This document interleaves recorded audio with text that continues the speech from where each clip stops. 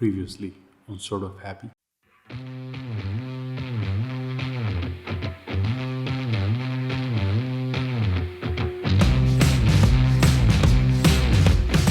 In yesterday's video we learned about the thing called noise and how the noise from societies is blocking us from having fun and being happy mainly because of two reasons. Number one, the noise won't let us sleep and rest during the night, so we're always tired and grumpy. And number two, the noise is not allowing us to reprogram ourselves through conversations with ourselves. Now on the left side, we have the solutions.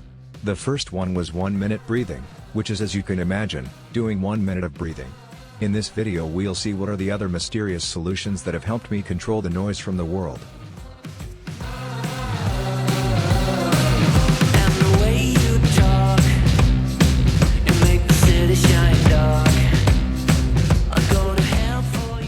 Okay, now that we know the 1-minute breathing, it's time to move to our next solution. Number 2, the onion technique. Everything that you fear and every that makes you less happy in your life can be shown as an onion. Fears are hidden through scary associations and labels, and what the onion technique does is peeling down the layers of the fear to find the real cause of what's stopping you of doing what you really believe you should do and be. Let us go step by step with examples to show you how to do this onion technique. Step 1. Pick your onion. Pick the bad habit or the fear you wish to overcome using a set of questions. But know this, whatever you choose to battle, try to put it in a question form such as, why I can't seem no say no to people who hurt me, or why I'm afraid of airplanes, or why I fear leaving my job I hate, or why I fear being alone. Whatever you choose, try phrasing it as a question. Step 2. Find the nothingness. Now that we know how to use the 1-minute breathing, we will go to our nothingness so we can focus our mind.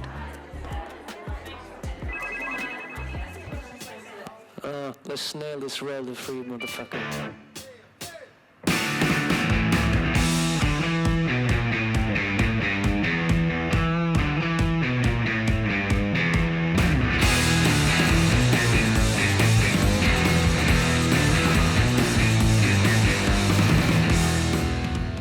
Step 3.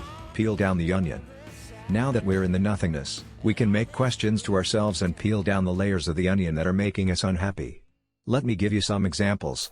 Example number 1. Let's say you chose to ask yourself why you're always mad with life. Then while breathing in you will question again by asking something deeper into the hole, like what exactly I'm mad about? Is it the work you're doing 8 hours a day 5 days a week that's making you miserable? Is it the destructive relationship you're in that's stopping you from enjoying a good sunset? Is it the toxic people you're surrounded by? Or is it a little bit of each? In this case, let's say it's the work. So while breathing and having your eyes closed, let's keep peeling the layers of the onions. Think about what might be the reasons why you don't like what you're doing from 9 to 5 on weekdays. Is it the purpose and essence of the job don't go according to what you believe should be done when having a company? Or is it the goal of the company okay, but the employees and the staff aren't working towards the purpose but for their own benefit? Or is it the value you're given by the people, their customers, and the job, not the one you're expecting of? Or is it a little bit of each? Stopping on any of these questions might be enough if you're just starting with the onion technique. But let's suppose that we want to go on, and peel deeper into the right causes of why we're mad with our life. So, in this case, let's say it is the value that is giving us a hard time. Then we must peel the onions and question ourselves, if I feel mad with life because I believe my time is worth more money than what they're paying me for? Or is it because you have the belief that the people in your company don't value your ideas and knowledge as they supposed to? Or you're mad because you believe you don't have the knowledge or skills required to be paid the amount you want to? Or is it a little bit of each? Whatever your questions are, try finding the ones that resonate the most to what triggers your anger towards what, in this case, you don't like in life. Then, when you feel comfortable picking the cause of your unhappiness, you can stop going deeper into the onion. In this example, let's say we feel comfortable stating that our unhappiness is mainly because the people at work don't value our ideas and knowledge as we believe they should do. And that's the question we should be asking ourselves towards why we're mad with life. Now you must be wondering, okay, but is it that important to find the right question to our problem? And the answer would be, it is. I'll say it twice, knowing the right question to the problem is 90% of the work, and finding the proper solution to the question is the remaining 10. Before the onion technique, the problem was so unknown and ambiguous that we eventually believed it was branded to us. And we would try to live with this suffering all through our lives. without asking the proper questions to peel down the onion.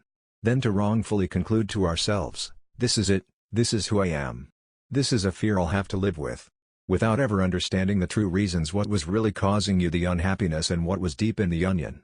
After peeling down the onion, however, we would learn more about our problem and find out what's hiding beneath all the distractions and causing our unhappiness. I'm mad with life, because at work, the people don't value my knowledge as I believe they should. But now that I know this is a problem I can solve. So I'll say it again, and I'll say it the last. 90% of the problem is in finding the right question, and 10% is in finding the answer to the proper question in your life. Or as a once wise man said, if I had an hour to solve a problem and my life depended on the solution, I would spend the first 55 minutes determining the proper question to ask. For once I know the proper question, I could solve the problem in less than 5 minutes.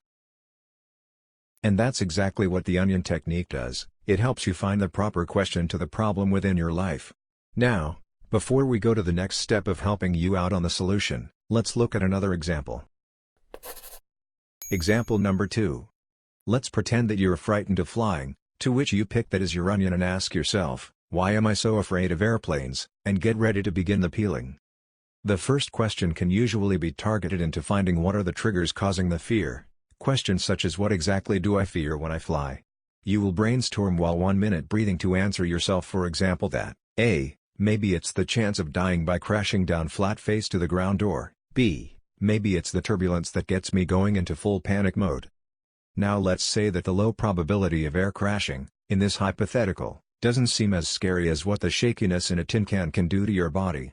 So, in this case, let's assume it's the turbulence the most probable factor of why you hate to fly, and so, we focus on that. Then you say, absolutely, the turbulence is the most terrifying thing when flying, to which you ask yourself, why is the turbulence so horrible? Is it the lack of control over the possibility of dying since you're a passenger? Or is it the vertigo sensation that's terrifying?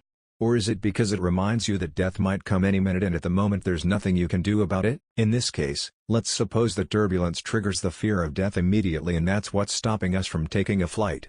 We would then do things like wait in the fear of death due to turbulence versus taking the best vacations of our lifetime, and other ways to change and solve our programming. But that's something we'll look at later. What's important is that without the noise we were able to find the main question and statement of our fear. We used to say I'm afraid of flying, but now we will say we're afraid of the triggers caused by the turbulence when I'm flying.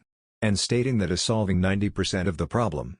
With it, our mind will be able to focus on the real fear rather than the distraction. Which leads me to my first tip for the onion technique. Tip number 1, try not to label yourself. Labeling yourself with a title trending on your society will only help your fears go invisible, making it difficult for our minds to hunt down the real question and the reason for the bad habit and the fear itself. So, unless it's blood-tested or scientifically proven, avoid giving yourself labels that will only make your fears stronger. Just begin hunting the demons you thought you'd live with. Tip number 2, within time, you'll grow stronger. The onion technique works like a muscle. At first, staying focused while doing the 1 minute breathing alongside the onion technique will be tough. Distractions will come and our minds will wander easily. Within time, however, you'll be able to travel inside your mind and focus yourself for many minutes until finding the right questions towards the fear you have. So, even if it's 1 minute per week or 1 minute per day, every time you do it, know that the onion muscle will grow stronger for every minute done. Tip number 3, deep breath, slow down time. Every time you face a fear, whether in your mind or the real world, your heart will go faster as a biological response of your body to escape a fear you don't know how to fight. This fast heart rate, in return, will also make your sight blurry and scary sight to the moment, making it hard for you to grasp what you are really up against. The best way to face these fear situations is to take deep breaths, to slow down time, and be able to analyze what exactly you're up against. The more long breath you take, the clearer the view. And that's mostly all there is to the onion technique. And, I know it's a lot to remember, but, if you can only just take one thing, then take this. If you ever wish to face a fear or change a behavior, know that there's a way called the onion technique for you to do so.